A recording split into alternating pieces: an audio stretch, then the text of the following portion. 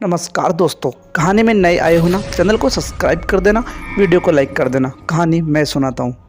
दरअसल एक बस थी जो ट्रिप के लिए गई हुई थी। मनाली की हरी भरी पहाड़ियों में घूमती हुई वो बस, जिसके अंदर 5 दोस्त, कंडक्टर और एक बस ड्राइवर, ये 7 आदमी थे। जिनमें 5 दोस्तों में पहला दोस्त मनोज, दूसरा लखन, तीसरा अशोक, चौथा राहुल, पाँचवा रोहित। पाँचों दोस्त अपनी मस्ती में मस्त होकर घूम रहे थे, आराम से मस्ती करते हुए चल रहे थे।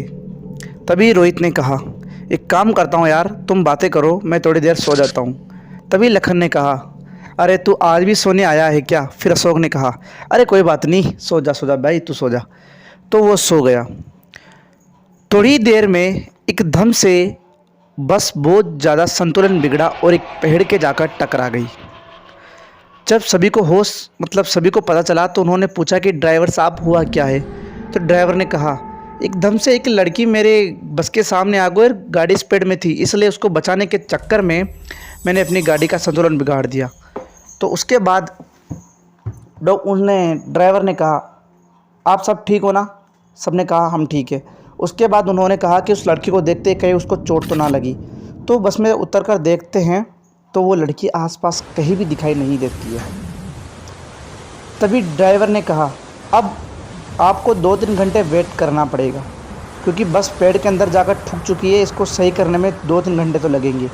तो दोस्तों ने कहा, वो सभी दोस्तों ने, अच्छा आज कैंपिंग इस जंगल में ही करनी पड़ेगी। तो वो सब जाकर एक थोड़ी साइड में जाकर बैठ गए। तभी रोहित बोलता है, क्या थोड़ी सी ड्राइवरी कहानी सुनाना? तो लखन बोलता है, अरे फालतू बातें मत कर। तभी मनोज बोलता है, किसी को डर लग रहा दिखे? तो लखन बोलता है, डर वर कुछ नहीं लग रहा, मैं यहाँ पर घूमने आया हूँ अच्छी सी वाइब लेने, तो फालतू नेगेटिव एनर्जी नहीं लेते हैं। उसके बाद रोहित बोलता है कि मेरा फ़ोन तो गाड़ी के अंदर ही रह गया। तभी अशोक बोलता है, चल मैं लेकर आता हूँ, तो आराम कर। तो जैसे ही अशोक बस के अंदर चढ़ा उसका फ़ोन लेने, तो वो एकदम से चौंक गया, क्योंकि उसने कहा कि अरे तुम यहाँ कब से हो? रोहित, तुमने तो अभी मेरे से फ़ोन मंगवाया, अपन सब तो वहाँ बैठे थे। तो रोहित बोलता है, अरे पागल है क्या? चाहो जो पूरी दोस्त तो अपन बस के अंदर है। तो उसने जब बस के अंदर देखा तो सारे दोस्त अंदर थे। फिर उसको समझ में बिल्कुल भी नहीं आया कि ये हुआ क्या है। अशोक चुपचाप एक जगह बैठ गया। फिर ड्राइवर बोलता है, शायद ये जो बोल रहे हैं वो सत्य बोल रहे हैं, क्योंकि ये जगह ऐसी है, यहाँ पर छलावे का प्रकट है, लगता है ये छलावे के अंदर आ चुके हैं। तो बिल्कुल भी अशोक को समझ में नहीं आया, वो चुपचाप अपनी सीट पर बैठ गया। उसका दिमाग थोड़ी देर बाद जब ख़राब हुआ, क्योंकि उसने अपनी खिड़की के अंदर से देखा तो वो बस खाई के उस पेड़ के अंदर लगी हुई थी, और जब उसने बस का नंबर देखा तो उन्हीं की बस थी वो। उसको बिल्कुल भी समझ में नहीं आ रहा था कि हो क्या रहा है, बस वहाँ टुकी हुई है, हम किसके अंदर जा रहे हैं। तो वो अशोक ड्राइवर के पास जाकर बोलता है कि मेरी बात सुनो, बस रोको, बिल्कुल बस रोक दो तुम चुपचाप। तो ड्राइवर ने मना किया कि ये जगह ठीक नहीं है, हम बस नहीं रोकेंगे। उसने कहा, रोको तुम रोको। तो स्टीयरिंग को घुमाने लगा। एकदम से 2 बच्चे और एक पति और एक पत्नी सामने खड़े थे रोड के, उनके जाकर बस लग गई। तभी ड्राइवर ने कहा, ये तुमने क्या कर दिया? तुमने बहुत बड़ी गलती कर दी, तुमने उन मासूमों को मार दिया। तो फिर वो बोलता है, हाँ यार, ये तो मेरे से बहुत बड़ी गलती हो गई, अब मुझे भगवान कैसे माफ़ करेगा? अशोक ऐसा बोलता है। तो वो ड्राइवर बोलता है कि अब तुमको जैसा मैं कहता हूँ वैसा करना पड़ेगा, तुमको भी मरना पड़ेगा। तो वो कहता है, हाँ मेरे को मरना ही पड़ेगा, अब क्या करता हूँ? अशोक ऐसा बोलता है। तो उन्हीं का जो दोस्त था वो लखन, उसने कहा, हाँ अब तेरे को मरना पड़ेगा। तो उसने कहा, एक काम कर, वो खाई रहे उसके अंदर कूद जा।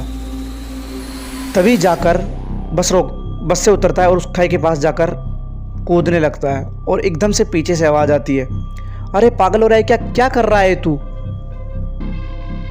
पीछे वो आवाज़ लखन की थी। उसने कहा कि तुमने अभी तो कहा कि अभी तुम यहाँ से कूदो, मेरे यहाँ से वो पाप हुआ है जो। तो फिर लखन बोलता है, कौन सा पाप? क्या बोल रहा है तू बस में अंदर तो फ़ोन लेने गया था। उसके बाद बिल्कुल भी कुछ भी समझ में नहीं आया। उन्होंने कहा कि तेरे साथ हो क्या रहा है? तो फिर उनमें समझदार था एक, उसने बोला, कंडक्टर ने, ये बस छलावे के चक्कर में आ गई है और अब हमारा कुछ भी नहीं हो सकता। तभी उनमें से लखन बोलता है कि अब होना क्या है, कुछ तो होगा इसका उपाय। तो उन्होंने कहा कि है, सुबह होते ही ये छलावे की शक्ति कम हो जाती है और हम यहाँ से निकल जाएंगे।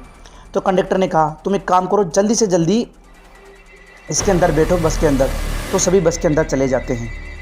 उसके बाद उनमें से मनोज बोलता है कि इस छलावे को कैसे मारे। तो उन्होंने कहा कि ये छलावे को पता करके हम उसको मार दे तो हम सब बच सकते हैं, क्योंकि अभी रात बहुत बड़ी थी, उससे पहले ये कुछ ना कुछ करेगा और ये छलावा हमें मार देगा, सुबह होने का इंतज़ार नहीं कर सकते।